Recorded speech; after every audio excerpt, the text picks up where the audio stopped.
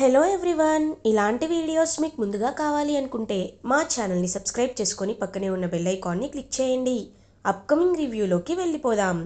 Prem discharge అయ్యి ఇంటికి వస్తాడు. చంద్రిక ప్రేమ్కి హారతిస్తుంది. చామంతి ప్రేమ్ వైపు పాపం చాలా ప్రేమగా చూస్తూ ఉంటే ప్రేమ్ కూడా చామంతి వైపు చూస్తూ ఉంటారు. అలా హర్షవర్ధన్ వీళ్ళందరూ కలిసి ప్రేమ్ని బెడ్రూమ్లో పడుకోబెడతారు. హర్షవర్ధన్, చూడరమా, ప్రేమ్ని చాలా జాగ్రత్తగా చూసుకోవాలని డాక్టర్స్ చెప్పారు. కాబట్టి తన పక్కనే ఉండి ఎప్పుడు తన్ని కంటికి రెప్పలా చూసుకునే వాళ్ళు ఎవరైనా తన దగ్గరే ఉండాలి అని అంటారు. వెంటనే నిషా, నేనున్నాను కదా అంకుల్, నేను చూసుకుంటాను అని అంటుంది. నువ్వు ప్రెగ్నెంట్ కదమ్మా అని అంటారు. అయితే ఏంటి అంకుల్, ప్రేమ్ నా కాబోయే భర్త కదా, తన కోసం నేను ఏదైనా చేస్తాను అని నిషా అంటుంది. ఇంకా మాటలకి చాలా కోపం వస్తుందన్నమాట చామంతికి. పాపం ప్రేమ్కి చాలా కోపం వచ్చినా ఏమీ చేయలేని పరిస్థితిలో చాలా డల్గా ఉంటాడు, లెథర్జిటిక్గా. ఇది ఇలా ఉండగా మిడ్ నైట్ అవుతుంది. చామంతికి నిద్ర పట్టదు. ప్రేమ్కి ఎలా ఉందా అని టెన్షన్గా ఉంటుంది. నిషా మాత్రం మిడ్ నైట్ అయ్యేసరికి అబ్బా తిన్నాను, తర్వాత నిద్ర వచ్చేస్తుంది. ఇప్పుడు ప్రేమ్ బాగానే ఉన్నాడు కదా, నిద్రపోతున్నాడు కదా, నేను కూడా నిద్రపోతానులే అని నిద్రపోతూ ఉంటుంది. ఇంకా అప్పుడే కరెక్ట్గా ప్రేమ్కి సడన్గా నిద్రలో ఉలిక్కి పడలేస్తాడు. తనకి జరిగిన యాక్సిడెంటే గుర్తొస్తుంది ప్రేమ్కి. వెంటనే ఇంకా అలా ప్రేమ్ అయితే కళ్ళు తెరిచి ఉలిక్కిపడి, నాకు నాకు యాక్సిడెంటే, మళ్ళీ అలా అవుతుందా, నా చర్మం కాలిపోయిందా కాలిపోయిందా అని చెప్పి ఇంకా భయపడుతూ నిషా నిషా అని పిలుస్తూ ఉంటాడు. కానీ నిషా ఏమాత్రం పట్టించుకోకుండా, అంటే తన బాగా డీప్ స్లీప్లో ఉంటుంది. ఇంకా అలా వాటర్ తీసుకోవడానికి ప్రేమ్ వంగుతూ ఉంటాడు. అదే టైంకి చామంతికి ఎందుకో తన కుడి కన్ను అదురుతూ ఉంటుంది. ఇదేంటి, నాకు ప్రేమ్ బాబుకి ఏదో జరుగుతున్నట్టు అనిపిస్తుంది, వెంటనే వెళ్ళి చూడాలి అని పరుగున ప్రేమ్ రూమ్కి వెళ్ళి చూసేసరికి ప్రేమ్ పడిపోబోతుంటే చామంతి పట్టుకుంటుంది. ఒక్కసారిగా ప్రేమ్ చామ్ చామ్ అని అంటారు. బాబు ఏం కావాలి బాబు అని అంటారు.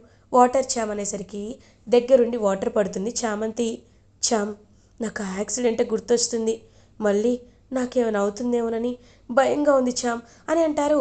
అయ్యో, మీరు మీరు అలా అనుకోకండి బాబు, మీకేమీ అవ్వదు, నేనున్నాను కదా, నేను చూసుకుంటాను, మీరు నా ఒళ్ళో నిద్రపోండి బాబు అని ఇంకా అలా పాపం హ్యాపీగా నిద్రపోతూ ఉంటుందన్నమాట. ఇంకా చామంతి ప్రేమ్ని తన ఒళ్ళో పడుకోబెట్టుకుంటుంది. ప్రేమ్ అలా పాపం నిద్రపోతూ ఉంటాడు. అప్పుడే కరెక్ట్గా ఎర్లీ మార్నింగ్ అవుతుంది. నిషా కళ్ళు తెరిచి చూసేసరికి చామంతి ఒళ్ళో ప్రేమ్ ఉంటాడు. ఒక్కసారిగా నిషా అయితే షాక్లో ఉండిపోతుంది. ఆంటీ, అంకుల్, అందరూ రండి, అందరూ రండి అని అందరినీ పిలుస్తుంది.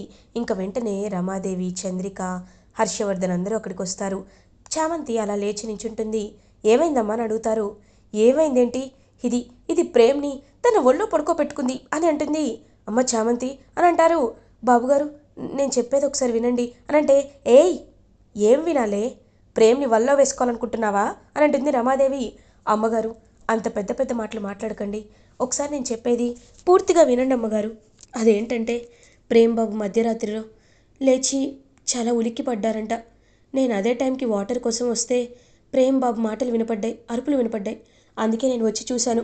చూసేసరికి ప్రేమ్ బాబు విలువిల్లాడిపోతున్నారు. అందుకే ప్రేమ్ బాబు భయాన్ని తగ్గించడానికే అలా చేశానమ్మగారు అని అంటుంది. ఒక్కసారిగా ఇంకా షాక్లో ఉండిపోతాడనమాట నిషా. ఏయ్, కావాలని అబద్ధాలు చెప్పొద్దే అని అంటారు. అబద్ధం ఏంటి, చామ్ చెప్తుంది నిజమే అని అంటాడు ప్రేమ్. రే ప్రేమ్, నువ్వేం కంగారు పడద్దురా, నేనున్నాను కదా, నేను నిన్ను కంటికి రెప్పలా జాగ్రత్తగా చూసుకుంటావు, సరేనా, నీకే ధైర్యం కావాలన్నా నేమిస్తాం. అమ్మ చామంతి, నువ్వే వాడికి కరెక్ట్ అమ్మా, ఎందుకంటే వాడి భయాన్ని అర్థం చేసుకున్నావు.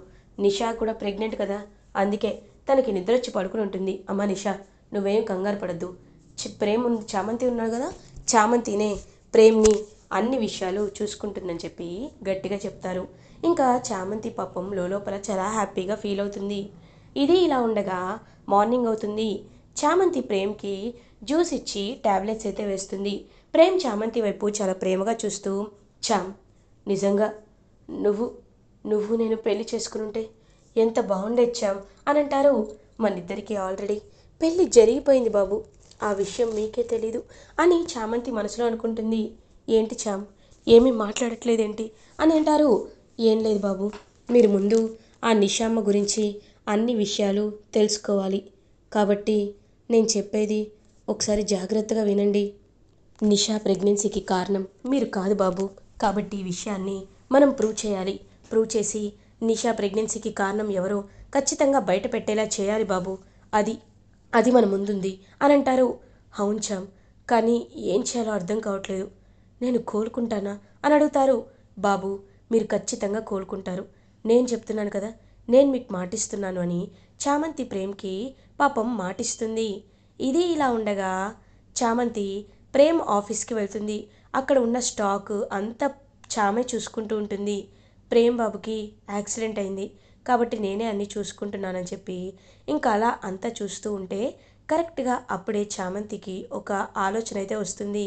అసలు ప్రేమ్ బాబు బైక్లో ఎందుకు అలా మంటలు వచ్చాయి, దానికి కారణం ఏంటి, ఖచ్చితంగా తెలుసుకోవాలి అని చామంతి ఆలోచిస్తూ ఇంటికైతే రీచ్ అవుతుంది. అప్పుడే కరెక్ట్గా చిట్టి రోబో చామంతి దగ్గరికి వస్తారు. ఏం ఆలోచిస్తున్నావు చామని అడుగుతారు.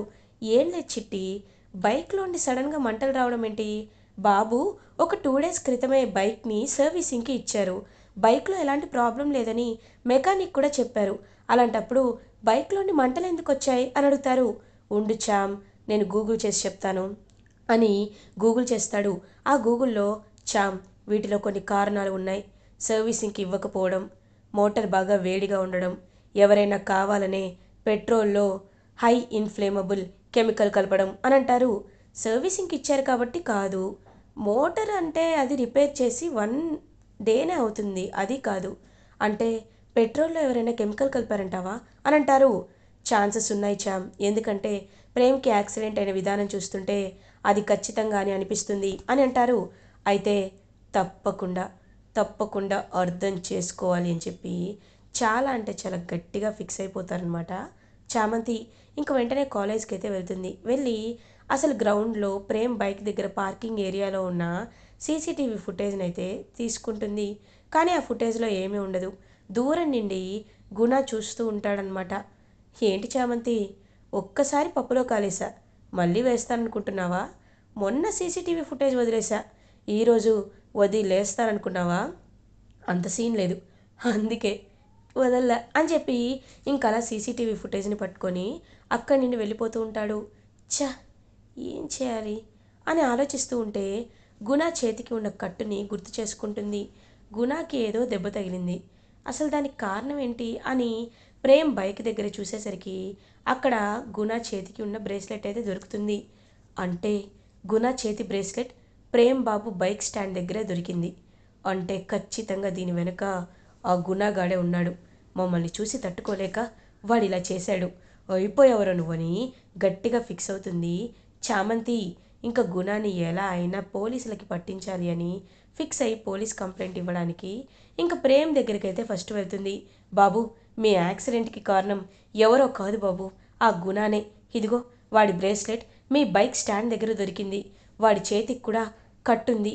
ఇప్పుడు మీకు సడన్గా మీ బైక్లో నుండి మంటలు వచ్చాయి అంటే ఈ 3 కారణాలు కలిపితే ఖచ్చితంగా గుణగాడే మీకు యాక్సిడెంట్ అయ్యేలా, మీ బైక్లో నుండి సడన్గా మంటలు వచ్చేలా వాడు చేశాడు బాబు, చేశాడు అని అంటారు. వాడా, వాడిని వదిలిపెట్టకూడదు చామ్, ఖచ్చితంగా వదిలిపెట్టకూడదు అని గట్టిగా ఫిక్స్ అవుతాడు ప్రేమ్. బాబు, మీరేమీ కంగారు పడకండి, నేనున్నాను కదా, నేను చూసుకుంటాను. రే చిట్టి, ఇప్పుడు వాడు ఎక్కడున్నాడో చెప్పరా, వాడిని డైరెక్ట్గా పోలీసులను తీసుకువెళ్ళి అరెస్ట్ చేయిస్తాను అని అంటుంది చామంతి. తప్పకుండా చామ్ అని లొకేషన్ అయితే ట్రేస్ చేస్తారు. ఇంకా లొకేషన్ అనేది వాడి గెస్ట్ హౌస్కి అయితే వస్తుంది. ఓకే, వాడి గెస్ట్ హౌస్లో ఉన్నాడు చామ్ అని చెప్పేసరికి ఇప్పుడే పోలీసులకి కాల్ చేస్తాను అని పక్కకి వస్తుంది చామంతి. అదే టైంకి ఇంకా నిషా చాలా కంగారుగా ఉంటుంది. నిషా దగ్గరికి వెళ్తుందనమాట చామంతి. ఏంటి తను ఇంత కంగారు పడుతుంది అని చూస్తుంది. నిషా, ఎక్కడికి అని అడుగుతుంది రోజా. ఏం లేదక్క, చిన్న పని ఉంది, డాక్టర్ దగ్గరికి వెళ్తున్నాను, తర్వాత చెప్తాను అని నిషా బయలుదేరుతుంది. ఏంటి, డాక్టర్ దగ్గరికి వెళ్తుందా అంటే ఖచ్చితంగా నిషా హాస్పిటల్కి వెళ్తుందంటే ఆ రోజు ప్రేమ్ బాబు నేను రావడం వల్ల తను దేనికో వెనకడుగు వేసింది.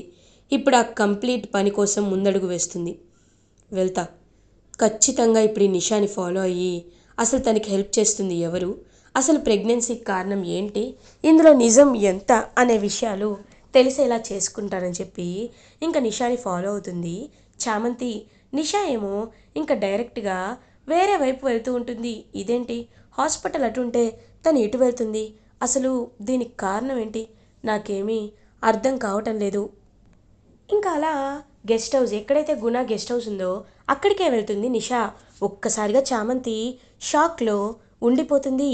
ఇదేంటి, ఈ గెస్ట్ హౌస్ ఇలా జరుగుతుంది అంటే గుణ ఉన్న గెస్ట్ హౌస్ దగ్గరికే నిషా వెళ్ళింది అంటే ఇన్ని రోజులు నిషాకి హెల్ప్ చేస్తుంది ఈ గుణనా అని ఇంకా అలా వెళ్తుందనమాట చామంతి. వెళ్ళి కిటికీలో ఉండి అంతా చూస్తూ ఉంటుంది. ఇంకా వెంటనే నిషా గుణ దగ్గరికి వెళ్ళి, రేయ్ హాస్పిటల్కి వెళ్దామన్నావు కదా, మళ్ళీ ఇక్కడికి రమ్మన్నావేంటి అని అంటుంది. అవును నిషా, నీతో ఒక ఇంపార్టెంట్ విషయం మాట్లాడడానికి ఇక్కడికి రమ్మని అడుగుతున్నాను. ప్రేమ్ కోలుకుంటున్నాడా అని అంటారు. ఎందుకు కోలుకోడురా, నీ వల్లే కదా ఇదంతా జరిగింది. కానీ నాకు ఒకటి చెప్పు, ఈ ప్రెగ్నెన్సీని ఇప్పుడు మనం ఇలా చేయడం, అబార్ట్ చేయడం కరెక్టేనంటావా? ఒకవేళ ఏదైనా అని అంటుంది నిషా. చూడు నిషా, నేను ఒకటి చెప్పనా, 99% అసలు ఈ ఛాన్స్లో బ్రతికే అవకాశం లేదు. కానీ ఆ ప్రేమ్ బ్రతికాడు. వాడు ఎన్నాళ్ళు బ్రతుకుతాడో కూడా మనం చెప్పలేం. ఎందుకంటే ఇలాంటి వాళ్ళకి తర్వాత తర్వాత చాలా ప్రాబ్లమ్స్ వస్తాయంట. ఇప్పుడు నువ్వు ఆ ప్రేమ్ని పెళ్లి చేసుకోవడం కరెక్టేనంటావా అని అంటాడు గుణ. అంటే ఏమంటున్నావు అని అంటుంది. ఏం లేదు నిషా, నేను మామూలుగా అడుగుతున్నాను.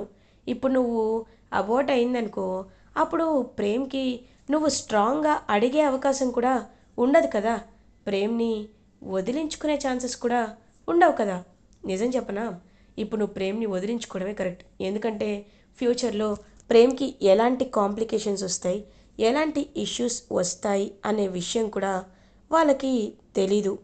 కాబట్టి నీకు ఇంకా మంచివాడు దొరకచ్చేమో కదా అని అంటాడు. అప్పుడే కరెక్ట్గా ఇదంతా వీడియో రికార్డ్ చేసుకుంటూ ఉంటుందన్నమాట చామంతి. నిషా ఏమో, హూరే, అసలు ప్రేమ్కి నాకు హ్యాపీగా పెళ్ళైపోయేది, నీ వల్లే ఇదంతా జరిగింది. ఆ రోజు చామంతితో క్లోజ్ అవ్వమంటే నువ్వు నాతో క్లోజ్ అయ్యావు కాబట్టే నేను ప్రెగ్నెంట్ అయ్యాను అనేసరికి ఒక్కసారిగా షాక్లో ఉండిపోతుంది చామంతి. అంటే దీనికి కారణం ఇదన్నమాట. ఈ నిషా ప్రెగ్నెంట్ అవ్వడానికి కారణం ఆ గుణ అన్నమాట. వీళ్ళిద్దరూ కలిసి ప్రేమ్ బాబు జీవితం నాశనం చేయాలని అనుకున్నారా? వీళ్ళని ఇలా కాదు, ఈ వీడియోని వెంటనే అయ్యగారికి చూపించాలి అని చామంతి అక్కడి నుండి బయలుదేరుతుంది. ఇంకా చామంతి అలా బయలుదేరి హర్షవర్ధన్ దగ్గరికి వెళ్ళి, అయ్యగారు ఒకసారి ఈ వీడియోని చూడండి, నేను చెప్పేది జాగ్రత్తగా చూడండి అని ఇంకా అలా గట్టిగా వీడియో చూపిస్తుంది. హర్షవర్ధన్ ఆ వీడియో అంతా విని ఒక్కసారిగా షాక్ అయిపోతారు. అంటే గుణ వల్ల నిషా ప్రెగ్నెంట్ అయింది కానీ ప్రేమ్ వల్ల కాదు.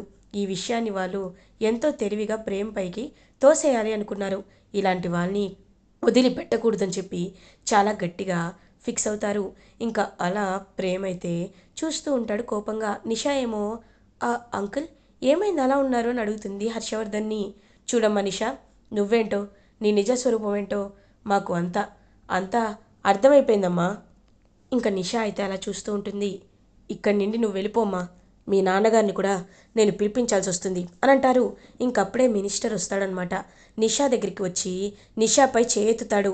ఒక్కసారిగా నిషా కళ్ళు మూసుకుంటుంది. వెంటనే ఇంకా అలా చూస్తూ ఉంటారనమాట మినిస్టర్. ఛీ, నిన్ను కొట్టాలి అన్నా నాకు చాలా చాలా తప్పుగా అనిపిస్తుంది. ఎందుకో తెలుసా, నువ్వు ప్రెగ్నెంట్వి కాబట్టి. ఆ గుణతో ప్రెగ్నెంట్ అయ్యి ప్రేమ్ని పెళ్లి చేసుకోవాలనుకుంటావా? నువ్వు నువ్వు చేస్తుంది ఏదైనా కరెక్ట్గా ఉందా అని అడుగుతారు. ఇంకా ఒక్కసారిగా అలా షాక్లో ఉండిపోతుంది నిషా. చూడు, నేను విలువలు ఉన్నవాణ్ణి, నేను ఖచ్చితంగా నీకు ఆ గుణాకి ఇచ్చే పెళ్ళి చేస్తాను కాబట్టి నా మాట విని మర్యాదగరా అని చెప్పి ఇంకా అలా తన్నైతే లాక్కొని వెళ్ళిపోతూ ఉంటారు. ఇంకా వెంటనే ఇంకా అలా నిషా అయితే మినిస్టర్తో తన ఇంటికి వెళ్ళిపోతుంది. నిషా గుణాల బంధం బయట పడిపోయేసరికి ఇంకా ప్రేమ్ చాలా హ్యాపీగా ఫీల్ అవుతారు. చామ్ దగ్గరికి వచ్చి, చామ్, నిజంగా నాకు చాలా అంటే చాలా సంతోషంగా ఉంది చామ్. ఇది ఇది నువ్వు చేస్తుంది నాకు ఎప్పటికీ నేను రుణం తీర్చుకోలేని చామ్ అని చెప్పి పాపం ఎంతో అంటే ఎంతో హ్యాపీగా ఫీల్ అవుతాడు. ఇంకా వెంటనే అలా చూస్తూ ఉంటుందన్నమాట చామంతి. బాబు, మీరేమీ కంగారు పడకండి, మన విషయాన్ని మనం త్వరలోనే చెప్దాం, మీరు ముందు కోలుకోవాలి అని చామంతి అంటుంది. ఇది ఇలా ఉండగా రోజా అటు ఇటు తిరుగుతూ ఆలోచిస్తుంది. ఛ, నేనేం చేయాలి? ఏం చేస్తే ఈ ప్రాబ్లం నుండి బయట పడతాను? కాబట్టి నేను ఒక్కటే చేయాలి, ఆ రాజమణిహారాన్ని వాడి చేతిలో పెట్టాలి, ఉపేంద్ర చేతిలో. అప్పుడే నేను మహారాణి అని అంటారు. కానీ రాజమణిహారాన్ని నేను ఎలా ఇస్తాను అని ఆలోచిస్తుంటే చిట్టి రోబో అక్కడికి వస్తుంది. ఆ చిట్టి రోబో చూస్తూ ఉంటుందన్నమాట. అవును చిట్టి, నువ్వెప్పుడూ ఆ చామంతికి చాలా సలహాలు ఇస్తూ ఉంటావు కదా, కాబట్టి నేను చెప్తున్నాను విను. ఇప్పుడు నాకు రాజమణిహారం కావాలి, అది ఎక్కడుందో నీకు తెలుసా అని అంటారు. లేదు, తెలీదు, కానీ మీకు నేను ఒక విషయాన్ని చెప్పచ్చు. అది ఏంటి అంటే, మీరు ఒక నకిలీ రాజమణిహారాన్ని తయారు చేసి వేరే వాళ్ళకి చూపించుకోవచ్చు అని అంటారు. ఒక్కసారిగా ఇంకా అలా ఎంతో అంటే ఎంతో షాక్లో ఉండిపోతుంది రోజా. రేయ్, నువ్వు కరెక్ట్గానే చెప్తున్నావా? అది నిజమే అంటావా? అలా చేస్తే డౌట్ రాదు కదా అని అంటారు. మీరే ఒక గోల్డ్ స్మిత్ దగ్గరికి వెళ్ళి యాజ్ ఇట్ ఈస్ ప్రింట్ తీయమని చెప్పండి, మధ్యలో ఒక వజ్రాన్ని అమర్చించండి, అప్పుడు ఆ లైట్ పడి రిఫ్లెక్షన్ వస్తుంది కదా, వాడిని అలా మభ్యపెట్టండి అని అంటారు. వావ్, సూపర్ చిట్టి, సూపర్, ఇప్పుడే ఇప్పుడే వెళ్ళి ఆ డిజైన్ చేయిస్తాను అని అంటారు. పిచ్చి రోజా మేడం, మీరు చామంతిని ఎంత టెన్షన్ పెట్టారు, ఎంత టార్చర్ పెట్టారు. ఇప్పుడు ఇప్పుడు నేను చెప్తాను, ఖచ్చితంగా వాళ్ళని నీకు నువ్వు వాళ్ళకి దొరికిపోయేలా చేసి ఆ రాజమణిహారం విషయంలో నీ బండారం బయటపడేలా చేయడానికే ఇదంతా చేశాను అని చిట్టి చాలా తెలివిగా నవ్వుకుంటూ ఉంటాడు. ఇంకా అలా చామంతి ప్రేమలు అయితే అప్పటి నుండి ఒకరికి ఒకరుగా ఎంతో అంటే ఎంతో హ్యాపీగా ఉంటారు. ఇలా ఎపిసోడ్ ఎండ్ అవుతుంది. ఫర్దర్ ఎపిసోడ్ రివ్యూస్ ముందుగా మీకు కావాలి అనుకుంటే మా ఛానల్ని సబ్స్క్రైబ్ చేసుకోండి. Thanks for watching.